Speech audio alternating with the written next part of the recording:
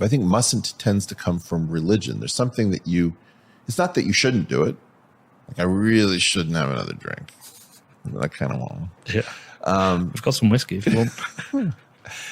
Mustn't is like, yeah, you can do that. There's no law against it, but it's not on. So for example, flag burning. You mustn't burn the flag. You can. It's a free society, but you mustn't. Like, well, there's no law saying I can't. Yeah, because you're an idiot. There's a culture saying you can't do it.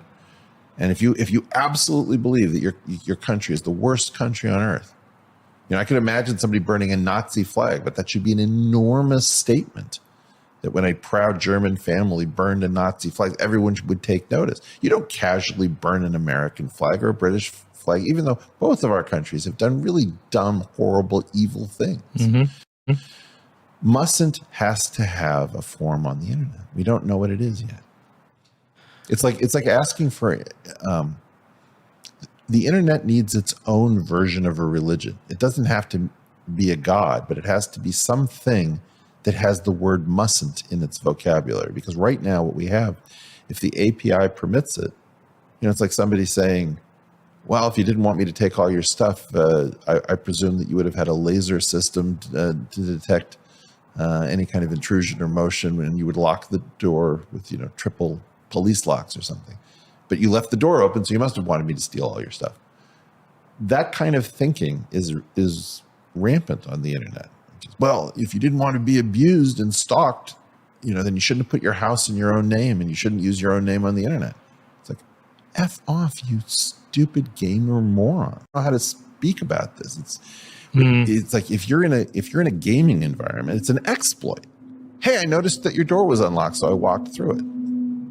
Really? There's no part of your brain said maybe I shouldn't be doing this. I haven't limited myself to Bitcoin. This is, whatever this new technology is. Again, we have to separate out. There's a technology, there's a money, there's an extent to which you can say that Bitcoin is successful because it's a technology that is a money that doesn't try to do too many things. We can go through all that again or not. Something new was invented. And I don't think anyone's an expert in this. People say, well, in the Bitcoin culture, this and that. There hasn't been enough time. We don't really know what we're dealing with. And I think it's one of the most exciting intellectual developments around. I mean, certainly of our time. So somebody once said that a startup is a business in search of a model or something like this, that you don't really know what you're doing when you create a startup. And in a certain sense, I don't think anyone really knows what Bitcoin and its associated technologies is ultimately meant to be for us. We have to keep an open mind.